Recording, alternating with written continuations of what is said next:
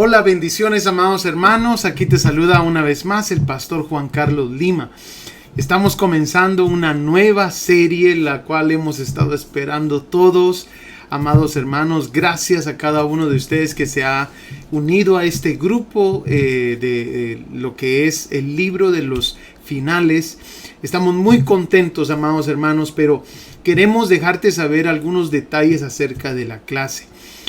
Algunas personas han estado recibiendo certificados en otras clases, como la clase de Orígenes y Discipulado Virtual, y queremos también de que tú recibas tu certificado de que tomaste esta clase.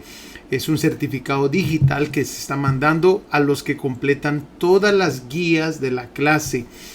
Esta clase es una clase donde se va a tomar tiempo para desmenuzar y ver todas las cosas del libro de Apocalipsis, varias cosas.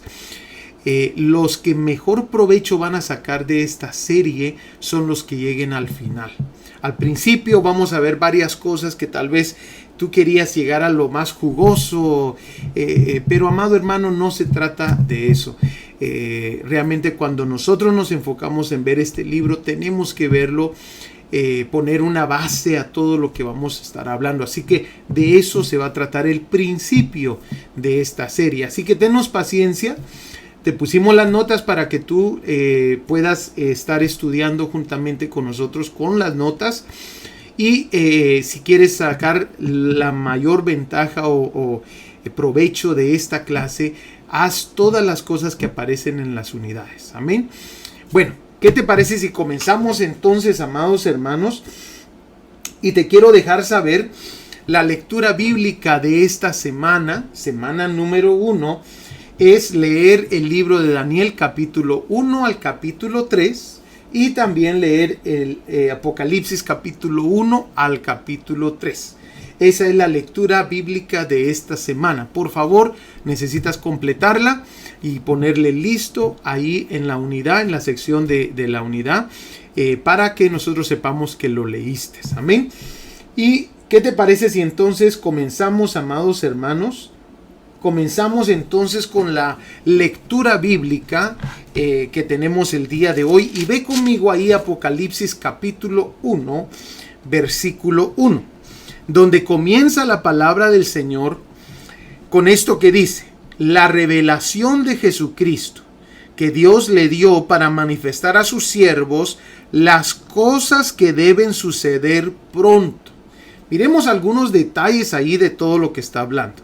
Dice para manifestar a su siervo las cosas que deben suceder pronto, y la declaró enviándola por medio de su ángel a su siervo Juan. Bueno, en este primer versículo nos hablan varias cosas muy importantes. Por ejemplo, amados hermanos, ahí se usa esa palabra apocalupto, que es la palabra griega para revelación. Revelación es la traducción de la palabra griega apocalupto. Significa quitar lo que cubre, descubrir o revelar, según el diccionario léxico griego-español del Nuevo Testamento. Entonces se nos habla ahí de donde se agarra la palabra revelación, ¿verdad? Revelación, apocalupto. De donde viene nuestra palabra en español apocalipsis. Pero también se nos dice cuál es el propósito. El propósito es manifestar a sus siervos.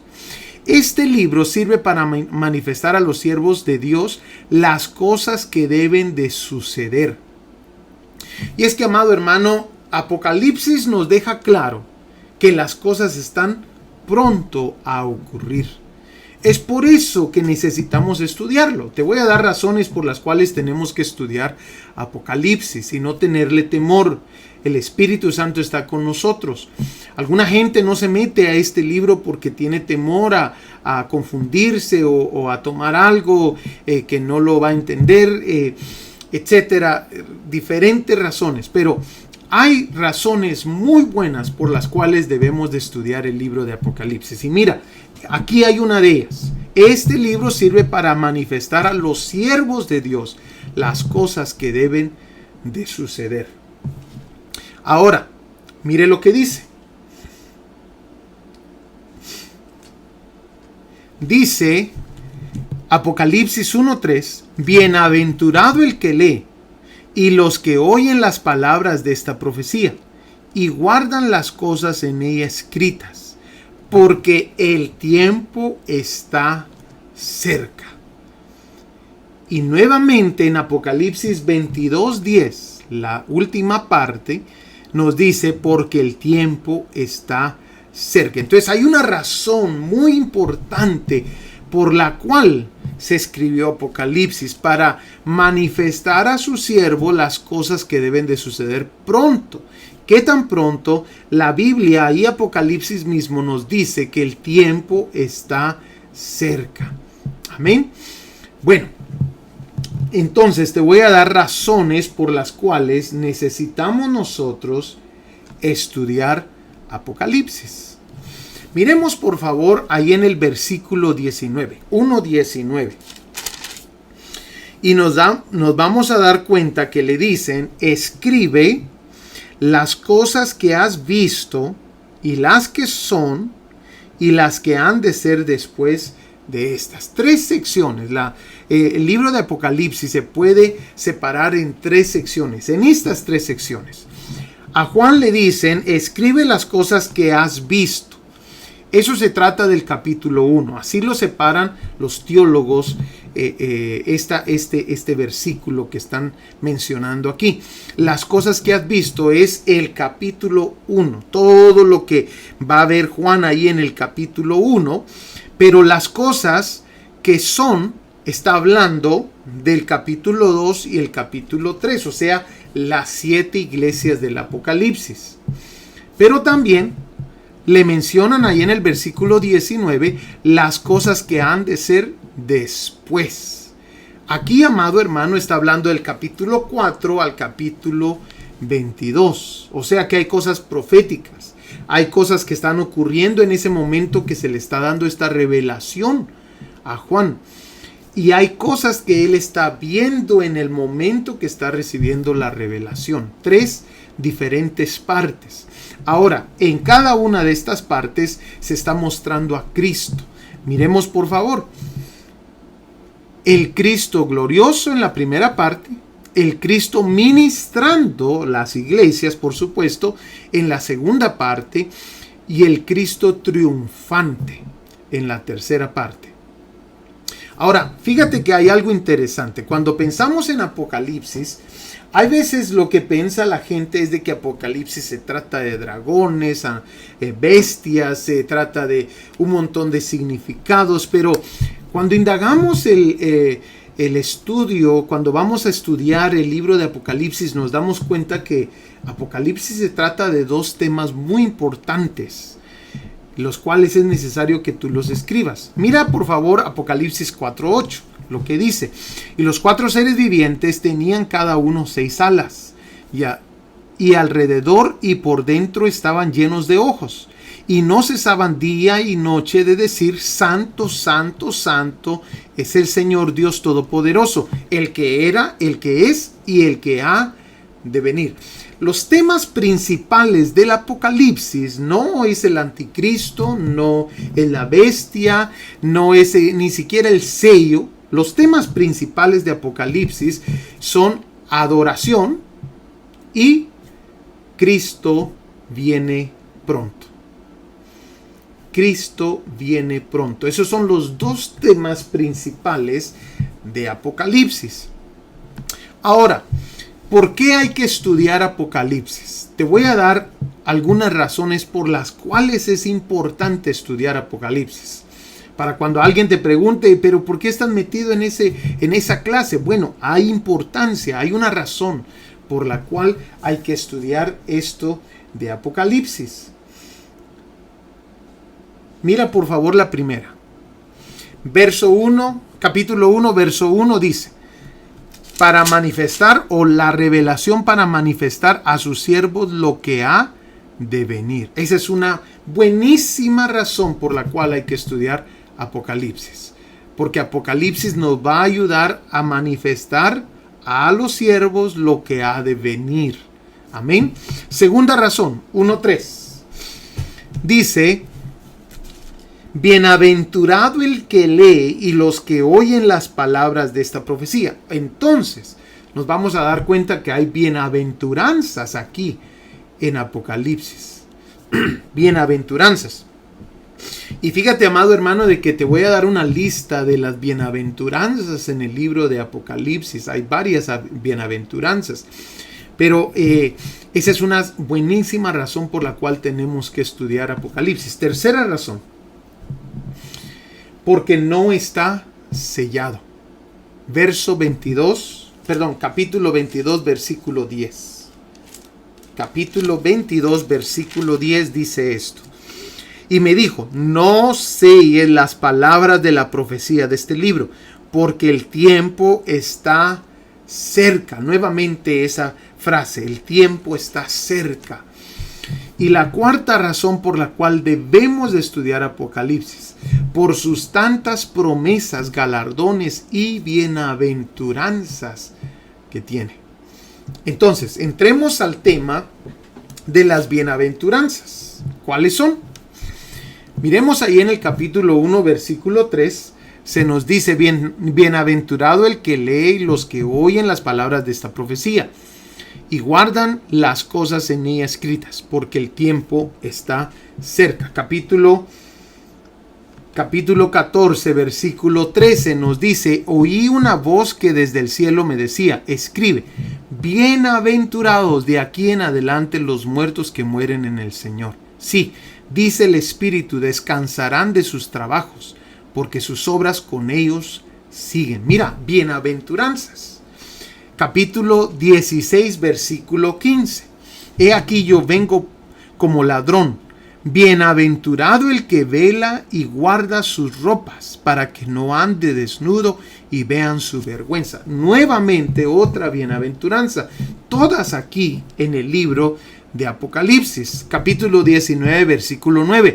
Y el ángel me dijo, escribe, bienaventurados los que son llamados a la cena de las bodas del Cordero. Capítulo 20, versículo 6. Bienaventurado y santo el que tiene parte de la primera resurrección. Mira qué interesante. Capítulo 22, versículo 7. He aquí vengo pronto. Bienaventurado el que guarda las palabras de la profecía de este libro.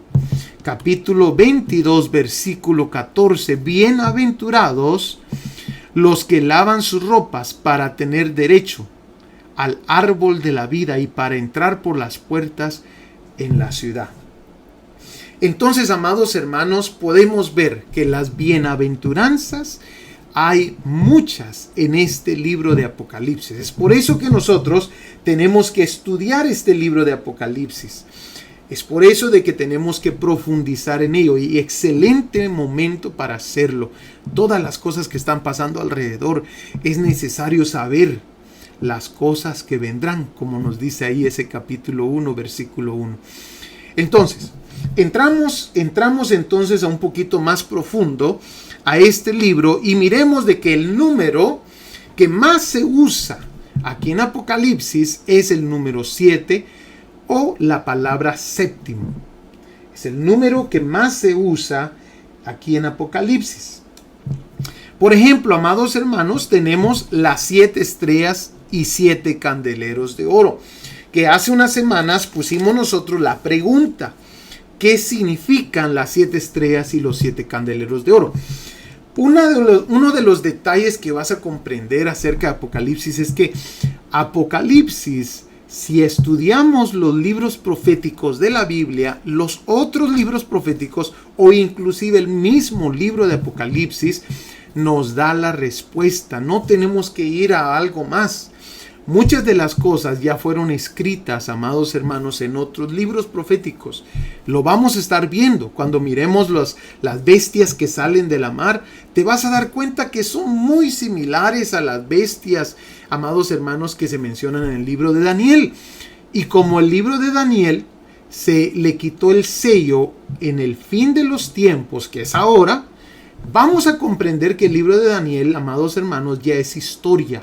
Tiene mucha historia, cosas que ocurrieron. Entonces vamos a poder comparar la historia con las bestias del libro de Daniel para llegar a conclusiones de las bestias de Apocalipsis. Lo vamos a hacer juntos. Amén. Pero entonces contestemos esta pregunta. Recuérdate, algunas de los significados que aparecen aquí en Apocalipsis de símbolos, las vamos a encontrar las respuestas en el mismo libro de Apocalipsis. Y si no, las vamos a poder encontrar en otros libros proféticos de la Biblia. Miremos esta, por ejemplo. Se habla de las 7 estrellas y 7 candeleros de oro. Bueno, vayamos entonces a ver ahí en Apocalipsis capítulo 1, versículo 20. Nos damos cuenta que esto de las 7 estrellas y los 7 candeleros de oro aparece en el capítulo 2, versículo 1. Pero si vamos un versículo antes, que sería el capítulo 1, versículo 20 de Apocalipsis, nos damos cuenta que ahí nos dan el significado de las estrellas y de los candeleros. Y muchas de las cosas que vamos a estar viendo, el mismo ángel le está diciendo a Juan lo que significan.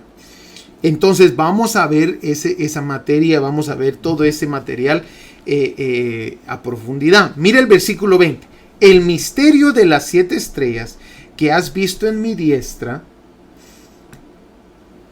y de los 7 candeleros de oro. Las 7 estrellas son los ángeles de las 7 iglesias.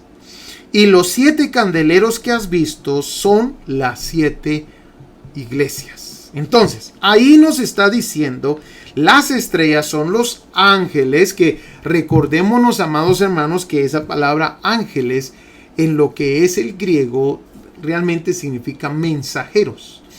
Algunos teólogos dicen, esto es los pastores. Otros creen de que es los ángeles. Pero la palabra realmente significa mensajeros. Pero también se nos dice, amados hermanos, que los 7 candeleros son las 7 iglesias. Ahora, esto hace mucho sentido.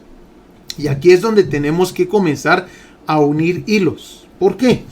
Porque si te das cuenta, en el capítulo, vamos a ver, capítulo 2, versículo 5, muy importante que lo marques. Esto lo vas a ver el jueves también en la primera clase de la iglesia de Éfeso. Pero mira el capítulo 1, versículo 5. Dice, recuerda por tanto de dónde has caído y arrepiéntete y haz las primeras obras. Pues si no, vendré pronto a ti y quitaré tu candelero de su lugar, si no te hubieres arrepentido. Y cuando uno lo lee sin ver el contexto de lo que está hablando, decimos, ¿qué será el candelero? Pero aquí se nos deja claro en el capítulo 1, versículo 20, que lo que se está refiriendo es que si no se arrepiente la iglesia de Éfeso, iba a quitar la comunidad cristiana de ese lugar. O sea, la iglesia se está refiriendo a las 7 iglesias, está refiriendo en ese entonces, aquí en la iglesia de Éfeso, se está refiriendo a la iglesia de Éfeso. Entonces comenzamos a unir hilos, comenzamos a ver que las cosas hacen mucho sentido. Es por eso no te puedes perder la clase del día jueves tampoco, porque te va a ayudar a comprender todo esto. Entonces, el número 7 o el séptimo es el número más usado aquí en Apocalipsis. Está también, amados hermanos, los 7 ángeles, ¿verdad? Con sus trompetas. Está también las 7 trompetas, o sea, todo es del número 7, varias cosas. Las 7 copas, ¿verdad? Las 7 iglesias en sí también. Las 7 iglesias, los 7 sellos. Amén. Y también está la bestia con 7 cabezas. Ahora, ¿por qué se usa el número 7 o la palabra séptimo? Porque el número 7 significa completo. También significa perfecto. Pero también significa completo. Y es que aquí, amado hermano, por eso le hemos titulado el libro de los finales. Porque como es el libro de los finales, se vienen a completar muchas de las cosas. Amén, interesante. Entonces, esto es lo que vamos a comenzar a ver. Y el día de hoy, amados hermanos, estamos viendo entonces los primeros capítulos, que es algo hermoso, ¿verdad? De lo que se va a estar hablando. Ahora, me gustaría, amado hermano, que miráramos ahí en el capítulo 2 de Apocalipsis, donde entramos a las iglesias y nuevamente te dejo saber, vamos a estar entrando más profundo a las 7 iglesias el día jueves, pero indaguemos un poquito porque aquí hay bastante material que nos va a ayudar a comprender y a poner bases para todo lo demás que vamos a estar viendo, y vamos a ver con bastante detalle cada una de estas cosas del capítulo 2 y del capítulo 3 el día jueves. Así que miremos ahí en el capítulo 2, porque en Apocalipsis, amados hermanos, notamos de que Jesús se presenta a diferentes iglesias de distinta manera.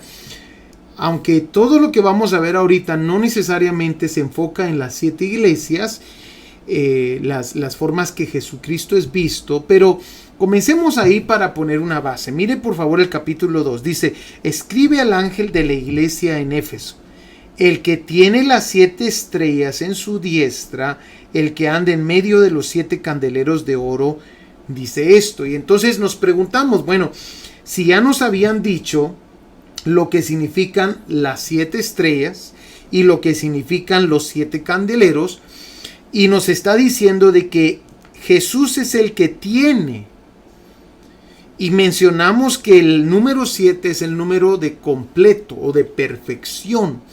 Nos está hablando entonces aquí, amados hermanos, de que Jesús es el que tiene el número completo de los mensajeros, pero también de las iglesias. Es por eso, amado hermano, de que es difícil comprender por qué las iglesias el día de hoy cierran sus puertas. Por qué deja esa comunidad de cristianos de reunirse. Si la Biblia es claro cuando dice, amados hermanos, de que Jesús es el que edifica su iglesia. Bueno, la razón, una de las razones es por esto. Porque hay, amados hermanos, aquí claramente se nos deja saber de que Jesús es el que tiene el número completo de sus mensajeros y también el número completo de las iglesias. O sea, amado hermano, de que aquello que Jesús está edificando, por supuesto que no puede fallar. Por supuesto, amados hermanos, de que va a crecer. Aquello que Jesús edifica, nos vamos a dar cuenta que va a florecer, va a dar vida. Y fíjate que cada una de las formas de que Jesús se presenta aquí en el libro de Apocalipsis tiene algo que ver con el contexto, con lo que se está viendo en ese momento. Por ejemplo, amados hermanos, nos damos cuenta ahí en el capítulo 1, versículo 8 de Apocalipsis, que Jesús ahora se presenta aquí como el alfa y la omega, el principio y fin. Y mira lo que dice el contexto. Dice el Señor, el que es, el que era y el que ha de venir, el Todopoderoso. Entonces, Él es el principio, Él es el fin, Él es el que era, el que ha de venir, el que es, el que era y el que ha de venir. Pero también se presenta como testigo fiel ahí en el capítulo 1, versículo 5. Lo tenemos, dice, y de Jesucristo, el testigo fiel, el primogénito de los muertos, el soberano de los reyes de la tierra, al que nos amó y nos lavó de nuestros pecados con su sangre. Ahora, esto de testigo fiel es interesante porque aparece en la última iglesia, y es que estas 7 iglesias son 7 periodos que se han dejado de la iglesia. Después de esta iglesia de la Odisea, que es el 7º periodo, que es el periodo actual de los cristianos tibios, amados hermanos, ya no hay más periodos. Ese es el último periodo. Es más, amado hermano, algunos estudiosos dicen de que la palabra iglesia se menciona hasta el capítulo 3. En el capítulo 4 de Apocalipsis ya no se menciona la palabra iglesia. Entonces, es interesante porque ahí se acabó ese último periodo. Y mira lo que dice, por favor, en el versículo 14. Y escribe al ángel de la iglesia en la Odisea: he aquí el amén, el testigo fiel. Ahora, ¿por qué? ¿Por qué se está presentando aquí como el testigo fiel? Si este es el último periodo de la iglesia, quiere decir que en ese periodo se va a necesitar, viene un tipo de juicio. En ese último periodo viene un tipo de juicio, el cual se va a necesitar un testigo fiel. Cuando hablamos de testigo fiel, estamos hablando de corte, de juicio, de pasar delante del juez. Y es que eso es exactamente lo que va a ocurrir. Así que no te pierdas el día jueves las clases que te van a ayudar a comprender estos puntos claves de las iglesias. Pero miremos de qué otra forma se presenta Jesús. Se presenta también como el primogénito de los muertos. Ahí en Apocalipsis capítulo 1, versículo 5. Ya lo habíamos leído.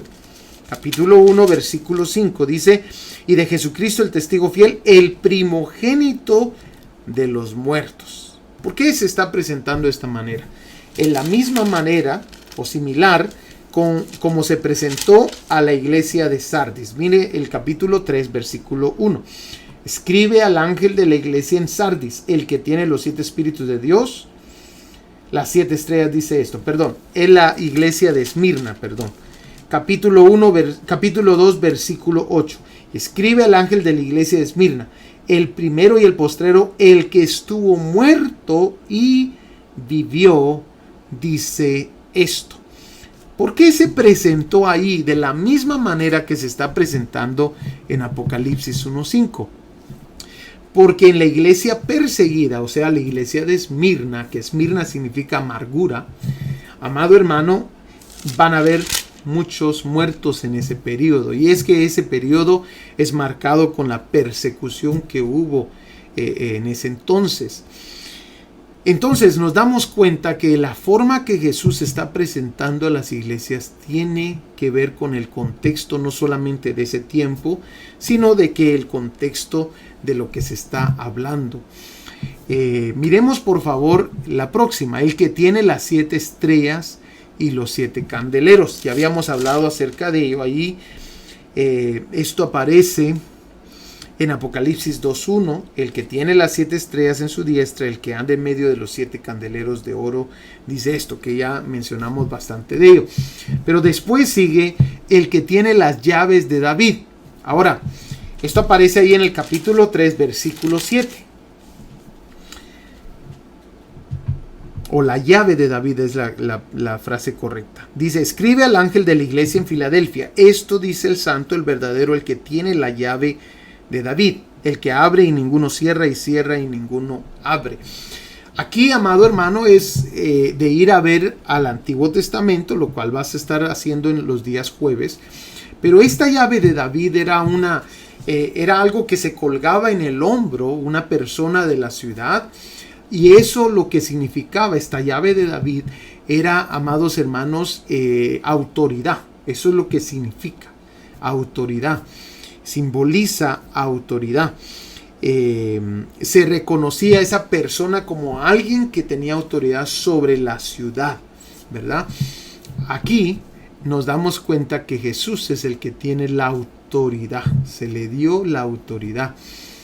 Y dice claramente que Él es el que abre las puertas y ninguno las cierra, y cierra puertas y ninguno las abre.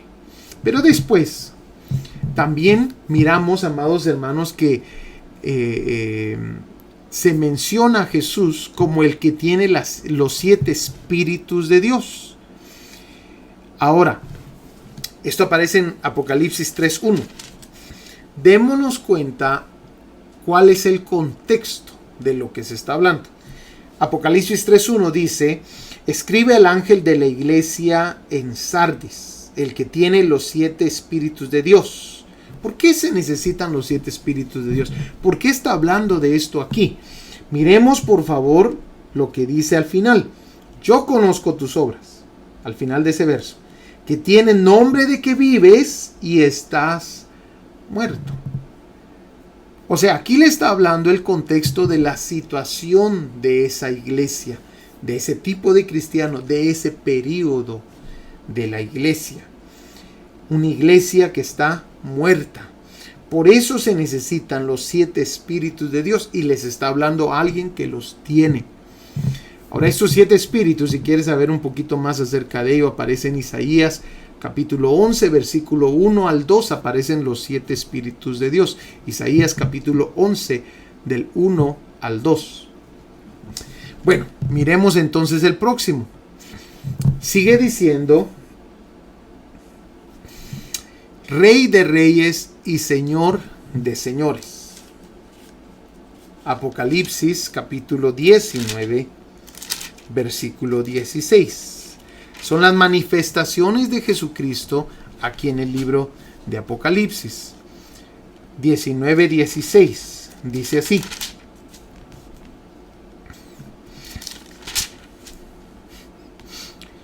y en su vestidura y en su muslo tiene escrito este nombre: Rey de reyes y Señor de señores. Nos damos cuenta, amado hermano, que antes de nacer Jesús se le conocía como Emanuel. Cuando nace, le ponen el nombre de Jesús. Cuando se bautiza, le conocen como Jesús el Mesías, o sea, Jesucristo. Después, amados hermanos, cuando es crucificado y resucitado, le conocen como el Señor Jesucristo. Y amado hermano, cuando venga de regreso, nos vamos a dar cuenta que tiene el título de Rey de Reyes y Señor de Señores en su venida. Interesante todo esto, ¿verdad? Muy impresionante. Bueno, también sigue diciendo, amados hermanos, el que tiene la espada aguda de 2 filos. Ahora, es interesante dónde aparece este versículo, capítulo 2, versículo 12. ¿Por qué se necesita la espada aguda de 2 filos? Bueno, se necesita porque nos damos cuenta que la espada es la palabra del Señor. Pero el contexto de este verso donde aparece, dice aquí en el versículo 12: escriba al ángel de la iglesia de Pérgamo, el que tiene la espada aguda de 2 filos, dice esto. Y el contexto es, amados hermanos, de que ahí en esa iglesia habían algunos que tenían la doctrina de Balaam. Y dice, amado hermano, de que toleraban la doctrina de los nicolaitas. Entonces, cuando no hay arrepentimiento, viene Jesús con su palabra a poner orden. Mira lo que dice el versículo 16. Dice: por tanto, arrepiéntete, pues si no, vendré a ti pronto y pelearé contra ellos con la espada de mi boca. Estas son las formas de que Jesús es visto en el Apocalipsis. Hay aún más, hay muchas más, pero estas son las que quería mencionarte en esta ocasión. Ahora, vayamos a otra parte de tus notas. Ahí en tus notas también, amados hermanos, mencionamos acerca de las 7 iglesias y mencionamos lo que recibirán cada una de las 7 iglesias. Tú lo tienes ahí en tus notas. Déjeme enseñártelo. Espero de que lo... Vamos a ver. Así están tus notas. Los vencedores recibirán. Ahí te puse el versículo bíblico, la iglesia, pero hay una parte que tú tienes que llenar acá. Amén. Que lo vamos a hacer primeramente Dios aquí, ahorita.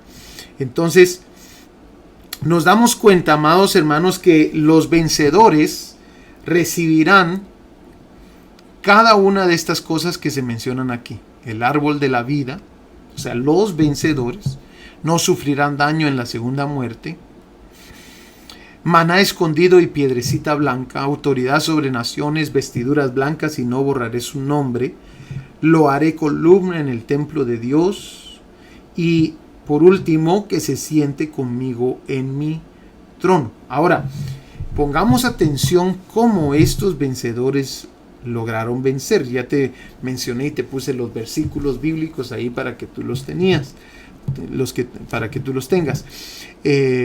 Pero en cada una de las iglesias hay una frase que se menciona. El que tiene oído, oiga lo que el Espíritu dice a las iglesias. Esa es la clave para salir vencedor. Esa es la clave. El que tiene oído, oiga lo que el Espíritu dice a las iglesias. ¿Por qué, amado hermano? Bueno, ve conmigo por favor a Lucas capítulo 8, versículo 18. Mira lo que dice. Mirad pues cómo oís, porque a todo el que tiene se le dará, y a todo el que no tiene, aun lo que piensa tener, se le quitará. Dice claramente, mirad pues cómo oís, o sea que el oír es muy, muy importante. Juan capítulo 8, versículo 47.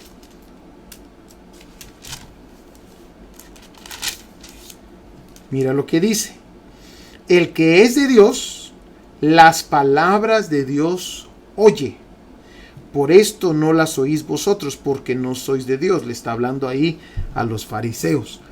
Entonces, amados hermanos, hay algo clave en esto. Para el judío, el oír, es más, la palabra en hebreo para oír y para obedecer es la misma, shamá. Es la misma palabra.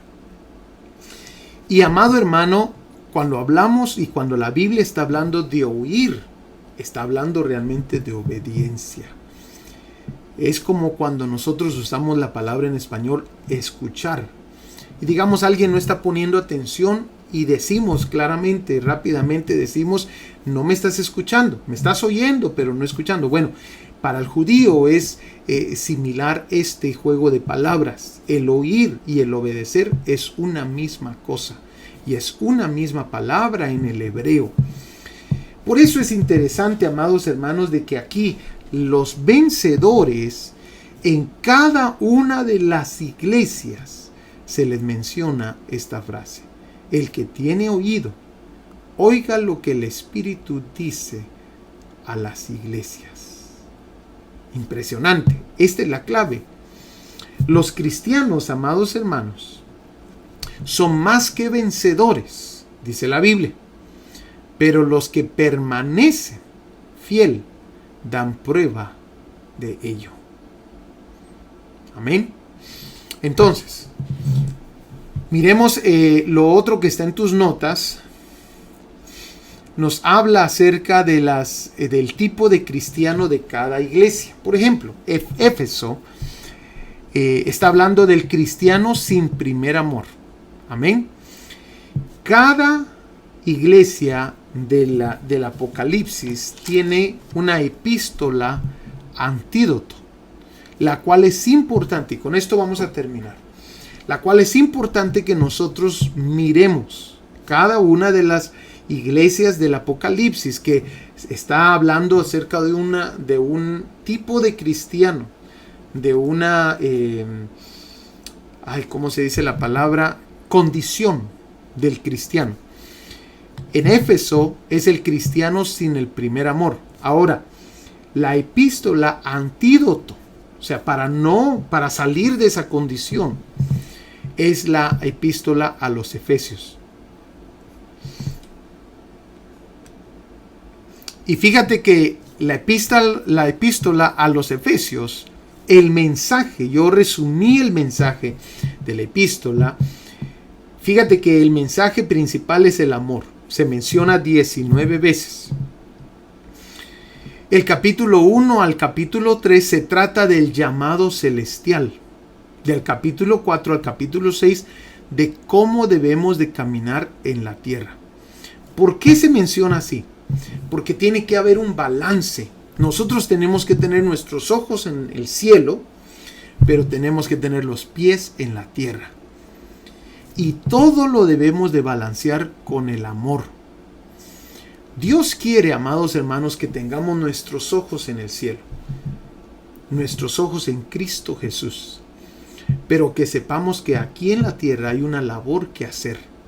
De eso se trata la epístola antídoto a esta condición del cristiano sin primer amor. Y es que cuando se pierde el primer amor por las cosas de Dios, se va a perder el primer amor con las demás cosas, con nuestro prójimo, con nuestro servicio, con nuestra búsqueda de Dios, con la palabra. Se va a perder el primer amor de todo lo demás. Es por eso, amado hermano, que me llama la atención, y este es un resumen que yo saqué de la epístola de Efesios, de los Efesios. Entonces dice amor, 19 veces se menciona la palabra, es la palabra que más se usa. Pero interesantemente, el capítulo 1 al capítulo 3 se trata del llamado celestial, y el capítulo 4 al 6 de cómo debemos de caminar en la tierra. Bueno, miremos el segundo. Esmirna. Ese es el cristiano sufrido. Amén. El cristiano perseguido. Hay mucho cristiano sufrido. Cristianos donde no pueden ir a la iglesia seguido porque en la casa sufren persecución por el marido, por los papás. Inclusive ahorita en la pandemia nos dimos cuenta que hasta los mismos hijos ponían reglas a los padres para no venir a la iglesia. Entonces, amados hermanos, el cristiano sufrido. Esmirna significa amargura. Pero la epístola, amados hermanos, antídoto para este tipo de cristiano, esta condición del cristiano sufrido, es la epístola a los Filipenses. La palabra que más se usa es regocíjate o gozo. 18 veces se usa esa palabra. Pero la segunda palabra que más se usa es la palabra mente, 10 veces. Ve conmigo a Filipenses capítulo 4, versículo 4.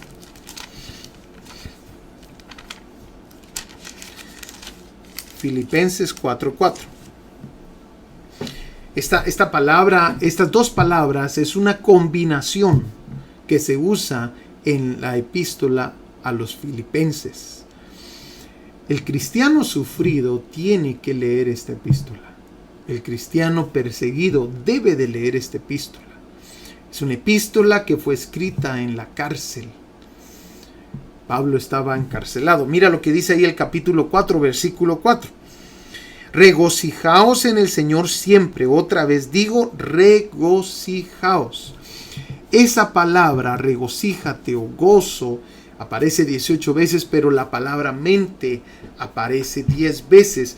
Y esto es de mucha importancia porque si nosotros en medio de la prueba, en medio del sufrimiento, nos regocijamos, mantenemos una mente tranquila. Es más, aquí, amado hermano, en el versículo 8, mira lo que dice: por lo demás, hermanos, todo lo que es verdadero, todo lo que es honesto, todo lo justo, todo lo puro, todo lo amable, todo lo que es de buen nombre, si hay virtud alguna, si algo digno de alabanza, en esto pensad.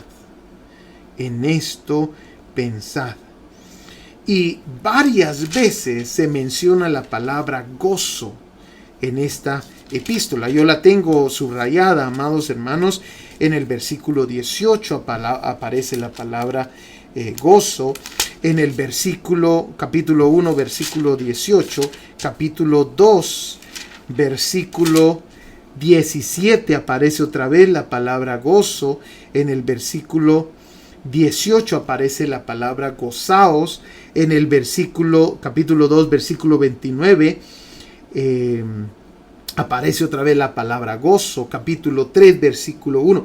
Así sucesivamente esta palabra, esta epístola, que es una epístola para los sufridos, amados hermanos, se trata del gozo y de tener un balance en las cosas que pensamos. Es más, amados hermanos, dice aquí, déjame ver dónde está.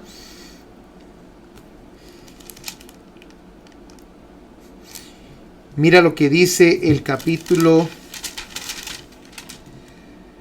capítulo 3, versículo 1.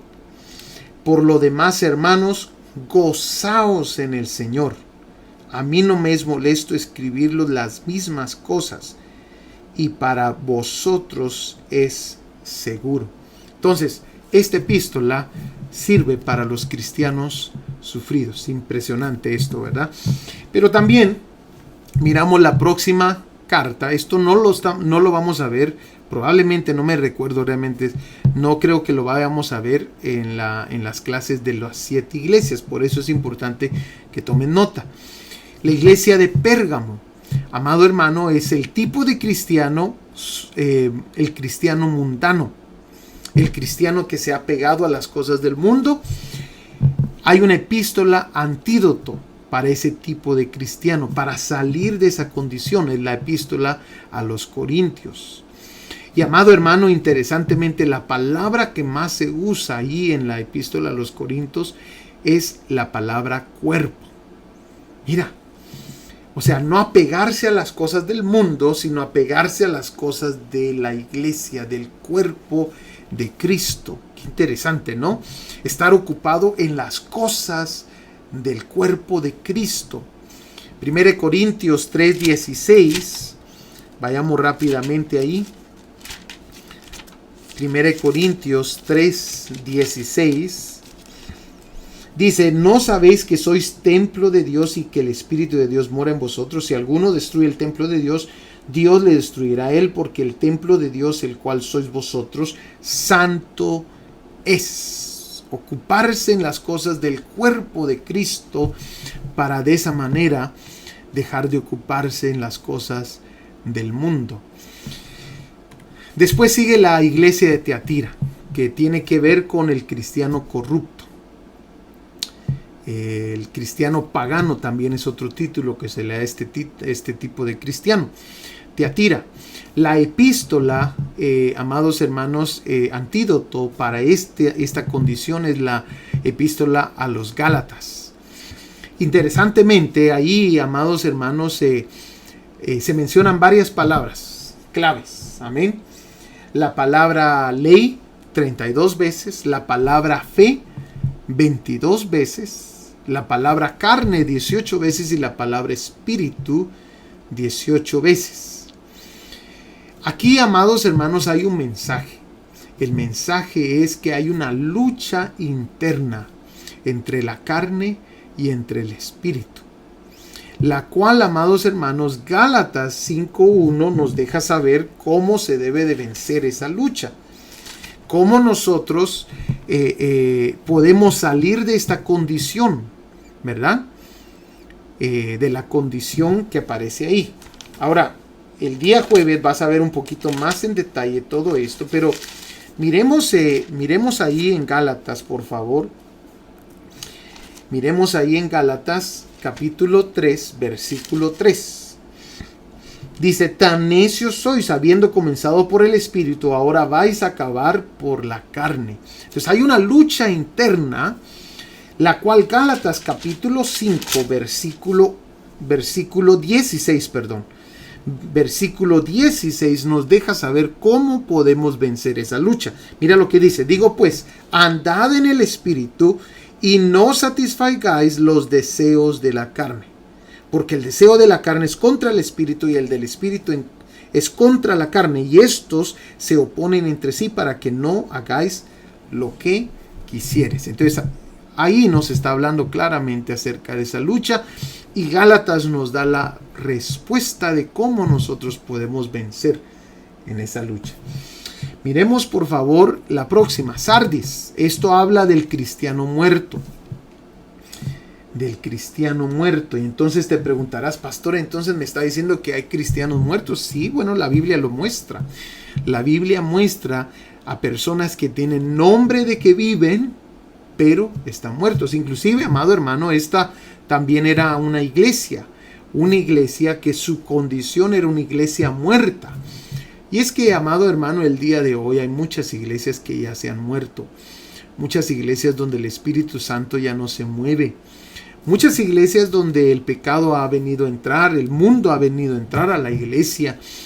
Y, amados hermanos, claramente ahí en el capítulo 3 de Apocalipsis se nos habla acerca de este tipo de cristiano. Capítulo 3, versículo 1.